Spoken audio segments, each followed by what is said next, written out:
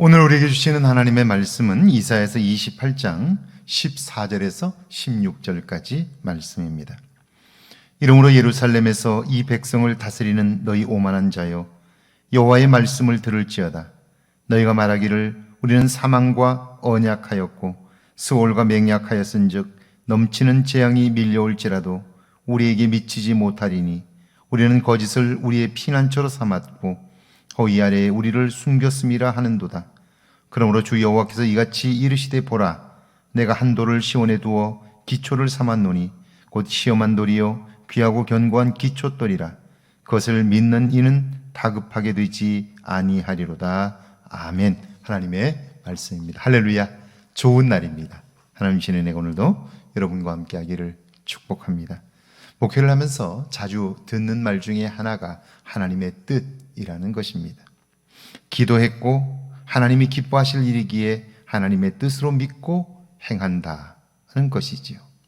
기도했더니 하나님의 뜻이라 확신되어 행했다 하는 것입니다. 그런데 정말 그것이 하나님의 뜻일까요? 내 욕심대로, 내 생각대로 하는 행위는 아니었을까요? 그렇다면 한번 우리가 물어봐야죠.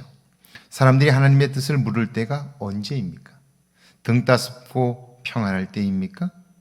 감사와 기쁨, 평강이 넘칠 때입니까? 그렇지 않아요. 문제가 생겼고 불안하고 두렵고 걱정 충만할 때입니다. 이런 때에는 내 문제가 커 보이기 때문에 내 생각을 따라 판단할 가능성이 높습니다.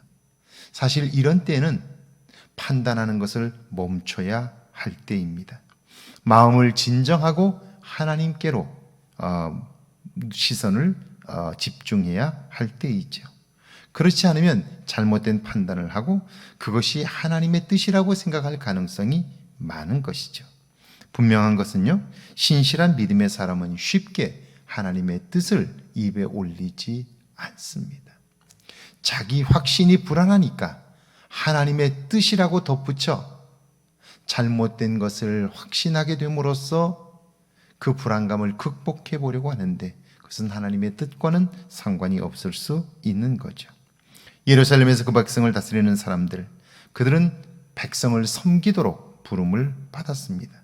그런데 고난이 주어지자 그들은 교만해졌습니다. 하나님의 백성을 자신들의 판단과 생각에 따라 다스립니다. 그런 그들이 악한 일들을 행할 수밖에 없게 되자 하나님이 말씀합니다. 14절이죠. 이러므로 예루살렘에서 이 백성을 다스리는 너희 오만한 자여, 여호와의 말씀을 들을지어다. 오만한 자, 하나님의 뜻을 묻지 않고 자신들의 판단을 따라 통치하는 자들 있지요. 그들에게 하나님은 내 말을 들으라 그렇게 말씀합니다. 15절이죠.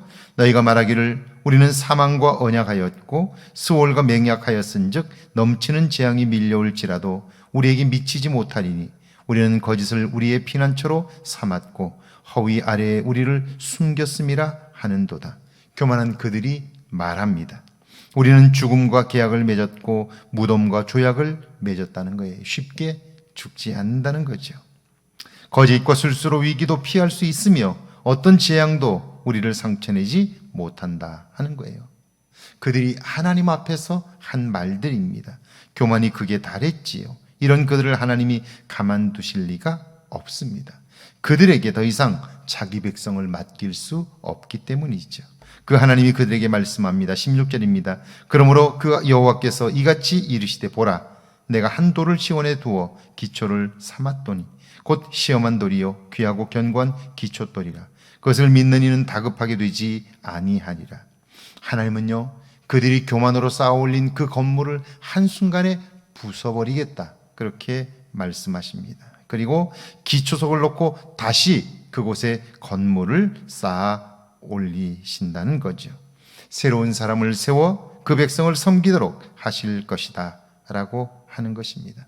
사실 오늘 우리가 가지고 있는 모든 것들은 다 하나님께로부터 온 것입니다.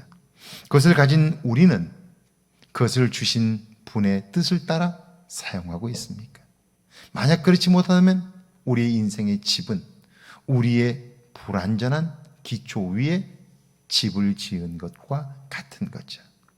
우리가 가진 모든 것이 다 하나님께로부터 왔다면 그것을 주신 분에게 묻고 사용하는 일이 너무나 중요한 거죠. 그럴 때 그 물질이, 그 성공이 하나님의 도우심 속에서 빛을 발하게 되고 우리의 인생도 아름다워질 수 있는 거죠.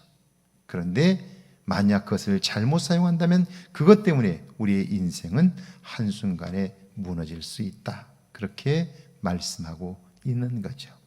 오늘 하루 여러분의 삶에 주어진 것들 하나님께로부터 온 것이기에 하나님이 이걸 통해서 무엇을 원하실까를 생각함으로 여러분이 가지고 있는 모든 것, 여러분의 재능과 은사, 여러분의 가정의 자녀들, 여러분의 재물, 여러분의 지위, 그 모든 것을 통하여 하나님의 영광을 나타낼 수 있기를 주의 이름으로 축원합니다. 함께 기도합니다. 오늘 우리를 구원하신 뜻을 세상을 섬기기 위함임을 깨달아 그 일에 충성하게 해달라고요.